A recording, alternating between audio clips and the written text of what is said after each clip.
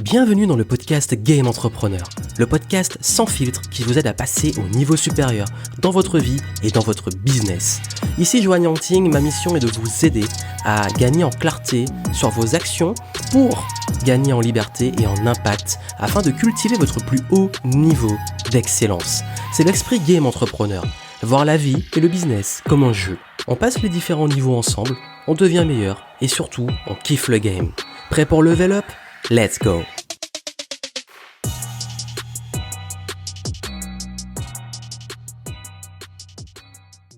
Hello, bienvenue dans le podcast Game Entrepreneur. Aujourd'hui, je suis avec Cécile, on va parler de multipotentiel et surtout d'un animal qui va être la métaphore de ce concept. Salut Cécile, comment ça va ? Salut tout le monde, salut Joanne, ça va très bien. Super, Cécile qui accompagne certains des game entrepreneurs dans mon programme d'accompagnement entrepreneur et puis aussi qui fait ses propres accompagnements mastermind pour aider les entrepreneurs, les personnes aussi en reconversion à clarifier leur direction, clarifier leur voie et puis surtout à savoir prendre la bonne orientation en sachant que ceux qui ont plein de passion, qui ont plein d'idées, qui ont plein de casquettes, de compétences, sont un peu les couteaux suisses dans plein de disciplines, rencontrent ce gros problème qu'on appelle la multipotentialité. Et j'ai dit problème parce qu'on peut le vivre comme un problème, alors qu'en réalité, ça peut être aussi et surtout une opportunité pour vous. Donc on va en parler. Alors Cécile, pour toi, c'est quoi être multipotentiel ? Alors pour moi, être multipotentiel, c'est quand on est doué dans plusieurs domaines, voire des domaines très éloignés. Alors je dis quand on est doué, c'est d'un point de vue extérieur, parce que souvent, les multipotentiels ne se sentent pas forcément doués ou ils trouvent ça normal, ils trouvent leur niveau normal, entre guillemets. Oui, et puis d'ailleurs, quand on est multipotentiel, souvent on culpabilise, on se dit je fais plein de choses, mais ça se trouve je suis nul dans tout, je suis bon dans rien, alors qu'en réalité c'est pas forcément le cas. Parce qu'on on va revenir dessus. Et comment tu les appelles, les multipotentiels, toi ? Est-ce que tu as un animal que tu aimes bien et qui revient souvent ? Alors, moi, je compare les multipotentiels à des poulpes. Alors, je suis désolée, c'est pas forcément l'animal le plus sexy. Quand on demande les animaux totems aux gens, souvent c'est, les aigles, les phénix, les lions, etc. Des animaux, prestigieux. Et pour moi, en fait, l'animal que j'ai trouvé le plus ressemblant, ça va être le poulpe parce que, il est... intelligent et puis il a des tentacules, il a 8 tentacules qui vont explorer un petit peu chacun, qui vont faire un petit peu leur life et qui vont donner plein d'informations, qui vont s'intéresser à différentes choses. Et ce poulpe-là, c'est un animal qui est intelligent, qui est curieux et qui a une grande capacité d'adaptation aussi. Et je trouve qu'il correspond plutôt bien au multipotentiel. Oui, d'ailleurs, ce sont les grandes forces des multipotentiels parce que j'anime très souvent, j'ai créé et j'anime une conférence sur la multipotentialité et j'ai tellement de retours positifs de personnes qui disent « Ah, j'ai toujours vécu ce dont tu parles, ce côté poulpe, comme un problème parce que les gens ils comprennent pas, parce que j'arrive jamais à tenir dans une seule et même carrière, parce que j'arrive pas à rester dans une case. » Et en réalité, c'est une vraie souffrance. C'est une vraie souffrance parce que beaucoup de ces personnes se sentent un peu à l'écart. Et je suis pas... Et vraiment, l'idée qu'on a, l'intention qu'on a, c'est pas de vous enfermer dans une case et dire vous êtes multipotentiel et c'est une case fermée. Au contraire, puisqu'on parle d'ouverture à pas mal de choses, mais c'est plus de mettre en mots une compréhension, parce qu'on parlait de multi-passionnés, de multi-compétents, il y a plein de mots qu'on peut mettre, mais multi-potentiel, j'aime bien parce que ça montre les opportunités, le potentiel et surtout tous les potentiels que vous avez. Et je crois que très souvent, les gens au moins comprendre et mettre en mots sur ça, mettre en lumière ses traits de caractère et ses comportements, aident à l'accepter et à dire si vous n'avez pas un problème, vous n'êtes pas bizarre, c'est juste que Cécile est poulpe, je suis poulpe, nous sommes des poulpes, nous sommes normaux, nous ne sommes pas enfermés dans notre clan de poulpes, on vit avec tout le monde, mais en fait on est comme ça et on apprend à bien vivre avec. D'ailleurs on va parler de comment bien vivre avec. Exactement, et tu parlais de cases, généralement en fait les multipotentiels n'aiment pas les cases parce qu'ils arrivent à rentrer dans différentes cases, et pour faire comprendre ça, parce que c'est vrai que c'est une remarque qui revient souvent, oui, mais de coller une étiquette. Et un exemple que je reprends souvent, c'est l'exemple de la femme, par exemple, que vous vous sentez femme ou pas, en fait, le fait d'avoir un utérus, le fait d'avoir un cycle menstruel, etc., ça va influer sur vous. Et cette manière de fonctionner-là, elle est spécifique. Et en aucun cas, le fait d'avoir un cycle menstruel, on va dire, ça va vous enfermer dans une case ou un modèle de femme ou de non-femme. Mais ça va justement aider à mieux comprendre nos spécificités, puisque toutes les femmes savent que, par exemple, le cycle menstruel va influer en fait sur notre vie et sur notre quotidien. Oui, et puis bien entendu, je sais que dès qu'on parle de multipotentiel, comme il y a potentiel dedans, beaucoup confondent parfois avec haut potentiel, avec zèbre, avec les troubles de l'attention, les choses comme ça, en fait, c'est pas forcément lié.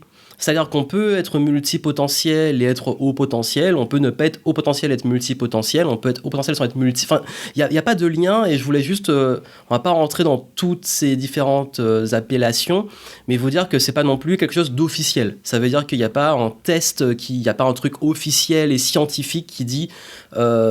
c'est une appellation qui est comme par exemple au potentiel et autres qui ont des recherches, des tests, etc. Donc c'est juste pour vous rappeler que c'est pas non plus une case vraiment officielle, mais c'est plus des fonctionnements qui font que même dans la multipotentialité, on a plein de profils. Donc c'est juste par rapport à ça, pour vous dire que oui, vous pouvez avoir d'autres profils dedans, comme voilà, juste vous dire ok, j'aime un adjectif sur ce côté où je peux pas rester dans une case. Après, j'avais presque espoir de dire que tous les êtres humains sont multipotentiels parce qu'on sait s'adapter et faire des choses, mais je crois que au-delà de ça, c'est pas forcément le cas, parce que quand vous voyez les gens autour de vous et que très souvent, vu que vous sentez différent, vous sentez qu'il y a un truc en décalage, c'est que c'est finalement peut-être pas si commun que ça, ou alors peut-être que d'autres l'expriment pas ou le vivent pas pareil. Mais là, vraiment, ce qui est important pour nous, c'est que vous arriviez à plus le voir comme quelque chose qui est vous, une connaissance de soi qu'on va approfondir et qui va vous permettre de vous épanouir. Parce que le but, finalement, c'est d'être heureux.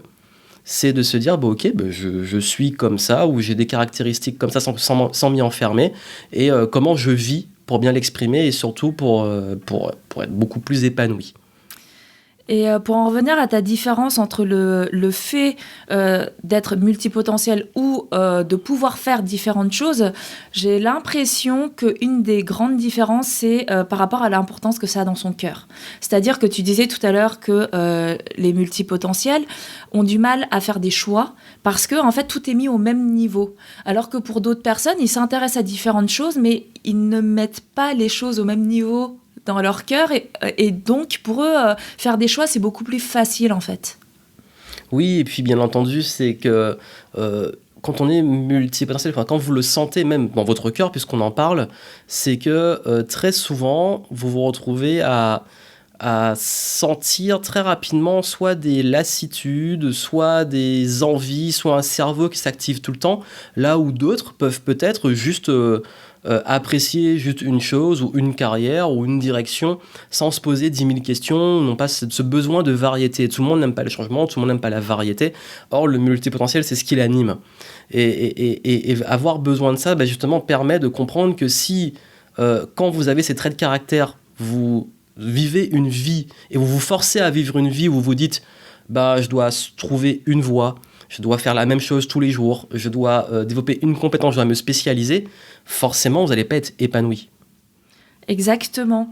Et en fait, la spécialité, on va dire, des poulpes, c'est vraiment qu'ils se sentent épanouis, comme tu dis, dans la multi-action. En fait. Et dans chaque action, ils y retrouvent des choses qui font sens pour eux et qui sont, comme on a dit, super importants. Et moi, j'aime bien aussi l'image du poulpe parce qu'on parlait de cases.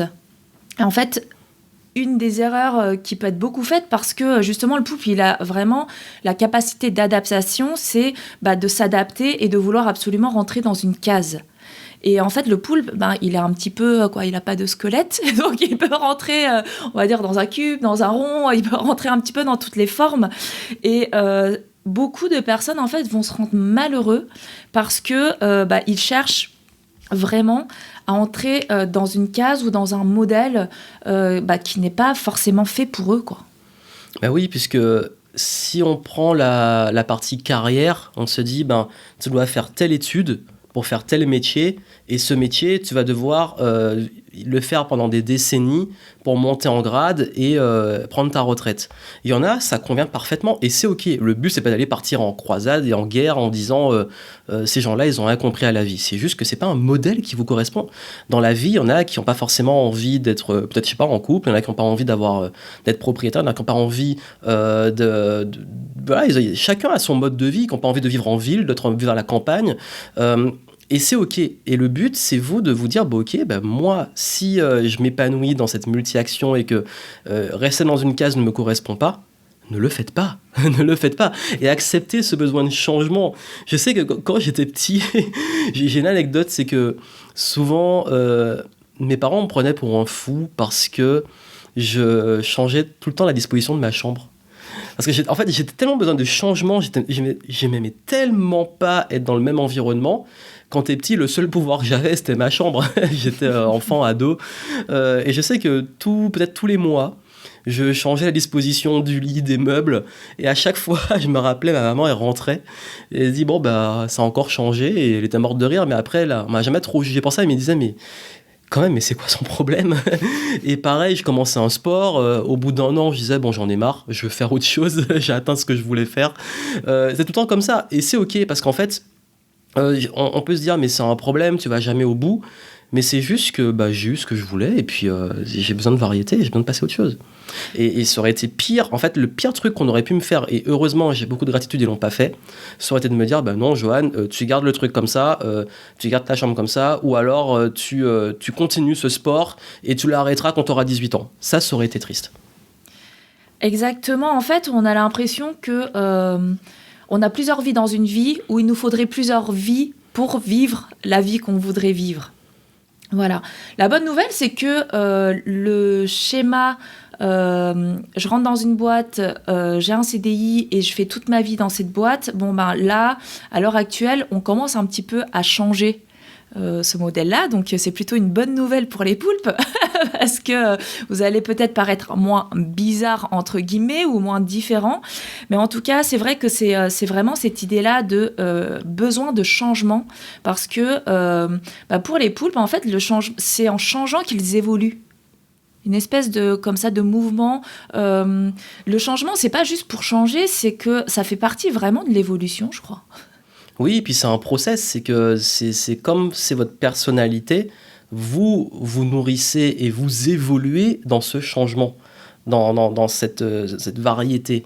C'est-à-dire que là où d'autres vont évoluer dans une stabilité, dans peut-être une routine, et on peut évoluer dedans aussi, ou dans une voie dans laquelle ils vont peut-être monter, mais sur une seule discipline très précise, vous évoluez dans le changement, la variété, parfois dans des choses qui n'ont absolument rien à voir. Et ça, le fait de le comprendre, c'est vrai que ça vous permet aussi de ne pas vous conformer et surtout de céder finalement à ce qu'on appelle la pression sociale. C'est-à-dire de vouloir, pour pas paraître bizarre ou parce que vous pensez qu'il y a une normalité, un modèle, que vous devez absolument aller vers ce modèle. Oui, en fait, il y a tout...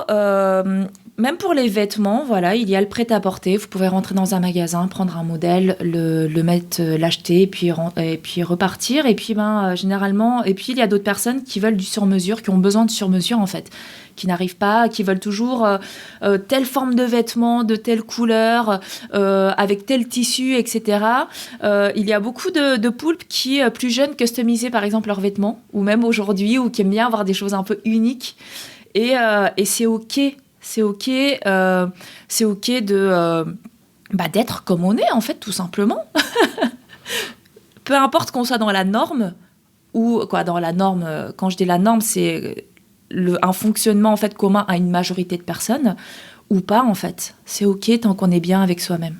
C'est ça, et puis je sais que la plus grande souffrance que je peux voir, c'est ceux qui disent que j'ai eu tellement de carrières que maintenant j'arrive pas à trouver une nouvelle carrière parce qu'on me dit en fait c'est pas sérieux de changer de métier, c'est pas sérieux de faire ci, de faire ça.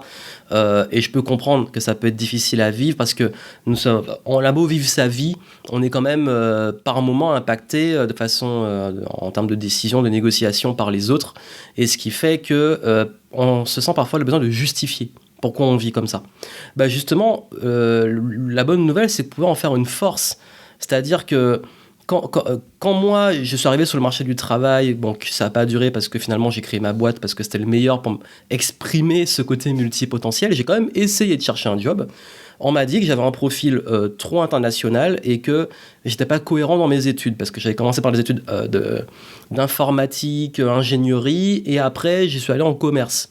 Et moi, en fait, comment j'ai défendu le truc ? J'ai dit que justement, j'avais une capacité dans le digital à maîtriser autant la technique, autant les parties web, techniques, code, etc., que la partie marketing, ce qui était en vogue début 2010 pour les startups, etc. Donc, finalement, j'ai combiné mes compétences, mes talents pour en faire quelque chose d'unique et valoriser le fait que toutes ces expériences, on peut en faire une convergence. Et pareil, en fait, le fait de voir aussi que parfois, je n'étais pas adapté au marché du travail parce qu'on m'a dit que j'avais un profil trop international, parce que j'ai travaillé dans trop de pays différents. Ce qui paradoxal, parce que quand on est en école de commerce, on vous dit il faut être international. Non, finalement, en France, ils n'aiment pas trop ça. En fait, je me suis rendu compte que finalement, ça a été ma plus grande force quand j'ai créé ma boîte, d'avoir des perspectives, des sources différentes. Donc n'oubliez pas que cette variété qui peut être vue comme un handicap et une faiblesse, finalement, c'est votre plus grande force. Mais vraiment. Exactement. Et en fait, le fait de s'intéresser à beaucoup de choses aussi font des poulpes des bons analystes. En fait, ils captent bien la situation et ils arrivent même à les capter avant les autres. Et ils sont vraiment adaptables et peuvent travailler avec différents profils. Et là, je le vois, par exemple, quand je travaille avec certains poulpes game entrepreneurs. Chacun a ses hobbies et moi, je vais m'adapter parce que je vais me connecter à eux, je vais faire le lien parce que j'ai pratiqué pas mal de sport ou j'ai fait de la musique, etc. Et dans mes choix des exemples, je vais réussir à m'adapter et à travailler avec différents profils. Et ça, c'est vraiment une de vos plus grandes forces. C'est vrai que souvent, en fait, on regarde les entités et ce qui peut être intéressant, c'est de regarder la transversalité et de voir en fait les compétences qui sont tirées de vos expériences ou des entités en elles-mêmes. C'est-à-dire que, ok, il y a l'art ou il y a, le marketing, etc. Et essayer de voir quels sont les points communs, quelle est la transversalité qui vont faire vos plus grandes forces et aller les chercher plutôt du côté des compétences ou des points communs, mais dans leur essence, quoi. Oui, et puis d'ailleurs, il ne faut pas oublier que les poulpes ont une capacité aussi, c'est de changer de couleur. Oui. C'est ça, ce côté adaptabilité, c'est que vous pouvez, dans n'importe quelle situation, faire un peu comme les caméléons, c'est-à-dire vous intégrer partout. Et ça, c'est vrai que c'est une excellente force et vous pouvez faire le pont entre plein de domaines différents et enrichir l'analyse. Surtout dans un monde qui va de plus en plus vite, qui est très enfermé, qui est très dans une pensée unique, bien-pensance, etc. Le truc très souvent fermé. Et on a besoin d'ouverture, on a besoin de connexion, on a besoin de contexte. Et c'est vrai que cette capacité de multipotentiel et donc des poulpes à avoir une vision beaucoup plus macro et aussi de connecter les choses, ça, c'est une force que vous devez exploiter. Et c'est aussi une capacité, vous, à aussi vous différencier. C'est-à-dire que sur le marché du travail, sur le marché du business, je sais que beaucoup d'entrepreneurs que j'accompagne, que Cécile accompagne, se disent mais en fait j'ai du mal j'ai plein d'idées, j'ai plein de choses, si je prends une je dois sacrifier les autres, alors qu'en réalité leur unicité, leur différence, c'est pas de chercher à rentrer dans un moule, même dans le business en termes de positionnement, mais de faire converger toutes leurs passions. Exactement, et de créer un business sur mesure. C'est ça, Game Entrepreneur, c'est un exemple. J'ai combiné du jeu vidéo, du sport, du business, de la gamification, plein de concepts différents que j'ai convergés vers un univers, un écosystème qui me fait kiffer. Et c'est l'état d'esprit même de Game Entrepreneur, c'est-à-dire qu'au-delà...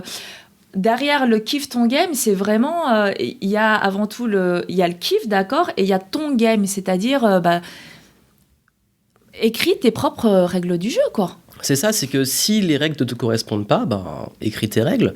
Après, il y a des contextes où il faut aussi comprendre certaines règles, mais vous pouvez jouer avec et créer vos propres règles à partir de celles-là. Et c'est ça, justement, la force dont on parlait avant, de capacité de convergence. Et justement, ça, c'est une des choses, en fait, une des erreurs qui peut être faite quand on parlait du cadre. En fait, on peut passer par une phase où on cherche absolument à rentrer dans le cadre. Et puis, on peut aussi passer dans une phase où on cherche vraiment à aller contre le cadre, on rejette, etc. Et l'idée, c'est exactement ce que tu as dit, c'est vraiment de jouer avec le cadre, parce que notre objectif, c'est pas d'être tout seul dans notre coin ou d'être juste avec des poulpes, c'est de s'adapter et de vivre justement pleinement ce potentiel-là et cette compétence-là d'adaptabilité. C'est-à-dire que ne pas subir et vous adapter parce que c'est l'environnement qui l'a décidé, mais vous, de décider, de le choisir, de vous adapter ou pas, ou plus ou moins, et de jouer avec ce cadre-là, parce que le cadre, on ne peut pas le changer, mais par contre, on peut changer, notre manière de le vivre et de jouer avec. Oui, et puis ça s'exprime autant en carrière qu'au niveau personnel, dans les relations, etc. C'est-à-dire que je vois, Cécile, tu es comme ça aussi, c'est qu'on peut s'intégrer dans la majorité des milieux sans aucun problème, même d'ailleurs souvent sans jugement. On a toujours une petite part de jugement, nous sommes humains, mais je peux très bien me retrouver avec des personnes d'un milieu qui est complètement différent du mien, avec des pensées différentes, et m'y adapter, et puis même être bien. Et c'est ça le côté un peu caméléon, poulpe qui change de couleur. Et même dans la partie professionnelle, vous pouvez aussi utiliser ça. Exactement, et c'est aussi ce qui peut être difficile pour les poulpes, c'est le pouvoir. C'est-à-dire qu'il sait qu'il peut s'adapter. Et moi, je vous invite à réfléchir à la question de vouloir. C'est-à-dire maintenant, vous, qu'est-ce que vous voulez ? Et une fois que vous l'avez décidé, vous faites confiance à votre capacité, à votre force d'adaptation pour pouvoir en fait vous adapter là où vous l'aurez voulu. Oui, et ça vous permettra justement de toujours rester quelque part, je dirais, proactif.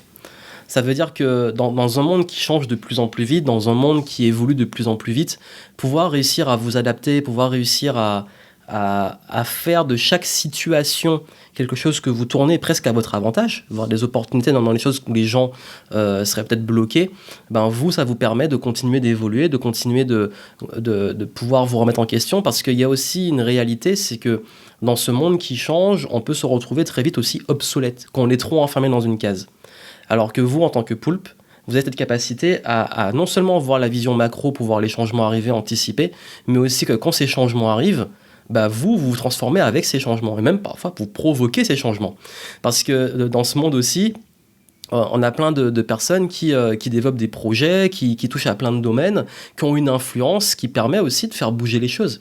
Et vous pouvez prendre ce leadership, il n'y a rien de mieux d'ailleurs que les leaders poulpes multipotentiels, parce que ça amène à beaucoup plus de rassemblement, beaucoup plus de convergence, beaucoup plus d'idées qui connectent les gens, les idées, etc.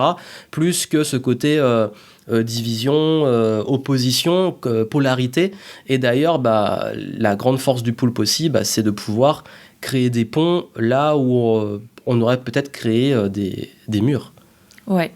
Et c'est vrai que ça peut être difficile pour un poulpe de trouver un modèle au départ. Parce qu'il va avoir plusieurs modèles, mais généralement, en fait, les modèles qu'on cite, ce sont des personnes qui ont atteint un niveau d'excellence dans un domaine. Voilà. Et là où c'est gênant pour le poulpe, c'est que lui, il veut atteindre un niveau d'excellence dans plein de domaines.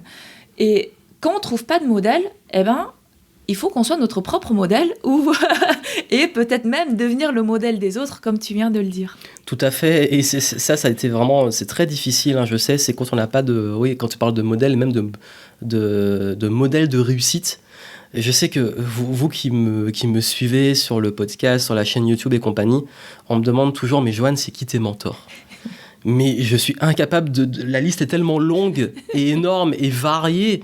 Je peux autant vous mettre du Sangoku que du Will Smith, que des artistes, que je sais pas, mais je vous en mets des tonnes dans plein de domaines. Et d'ailleurs, c'est très bizarre, mais il y a très peu d'entrepreneurs.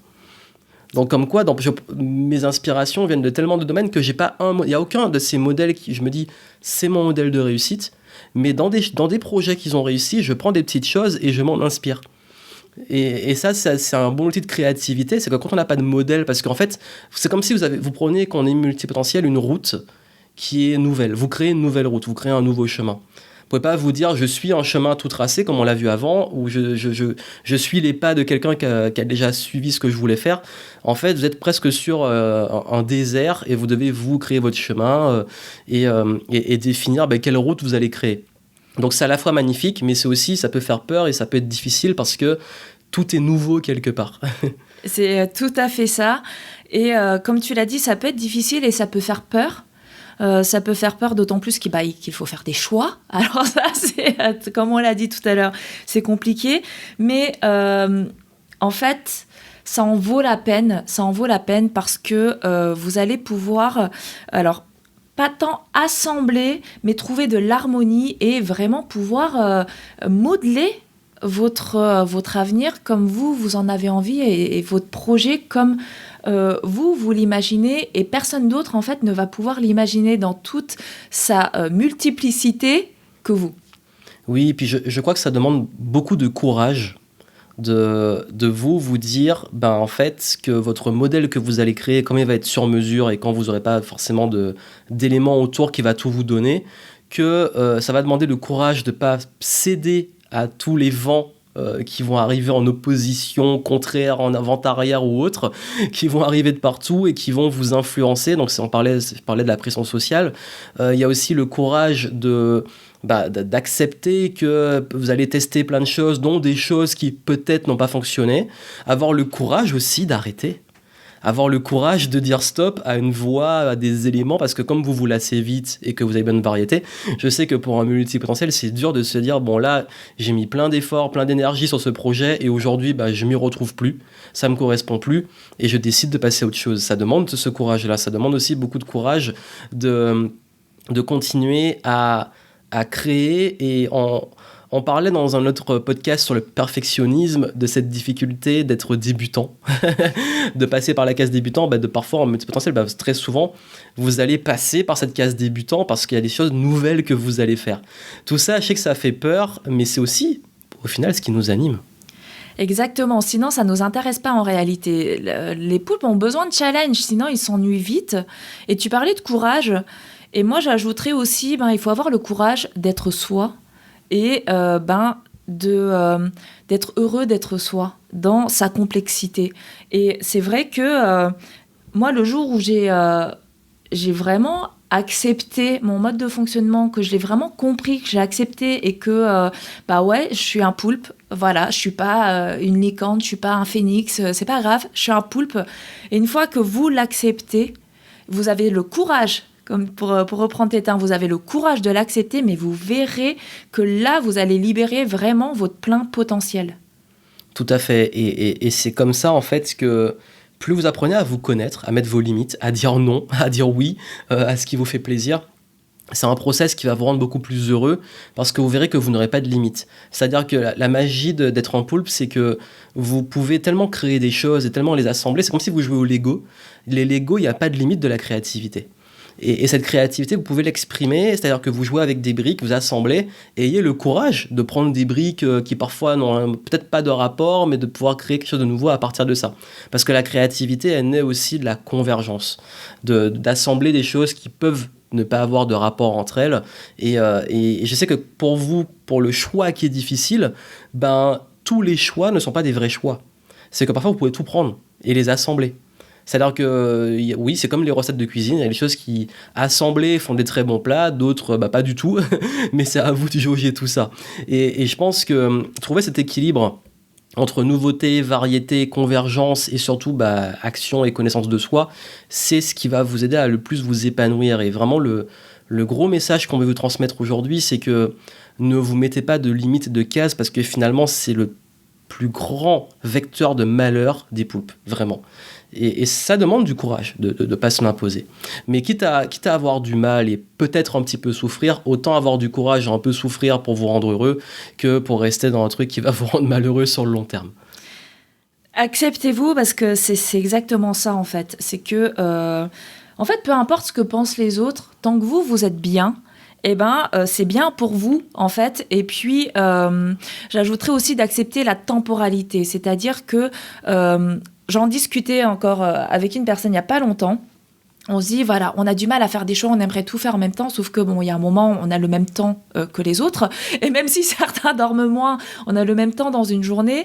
Et il y a un moment où on fait des choix. Et on garde généralement ce qui est vraiment le plus important. Et on met de côté, 2-3 choses. Et on se dit, c'est pas grave, c'est pas perdu. En fait, je les ferai à l'instant T+1.